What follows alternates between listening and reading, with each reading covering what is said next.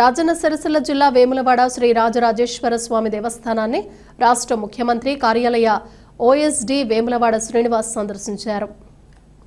ఈ సందర్భంగా ఆయన రాజన్నను దర్శించుకుని ప్రత్యేక పూజలు నిర్వహించారు. ఆలయానికి ముందస్తుగా చేరుకున్న వేముల శ్రీనివాస్కు ఆలయ అర్చకులు, వేద పండితులు స్వస్తి వాచనం ద్వారా ఘన స్వాగతం పలికారు. అనంతరం ప్రధాన గర్భగుడిలో స్వామివారిని దర్శించుకున్న ఆయనకు అర్చకులు మండపంలో ఆశీర్వచనం అందజేశారు. ఆలయ ఏఈఓ బి శ్రీనివాస్ వేముల శ్రీనివాస్కు దేవస్థానం తరపున శేషవస్త్రం కప్పి లడ్డూ ప్రసాదాన్ని అందజేశారు. దర్శనం అనంతరం ఆయన ఆలయ పరిసర అభివృద్ధి కార్యక్రమాలను కూడా పరిశీలించారు.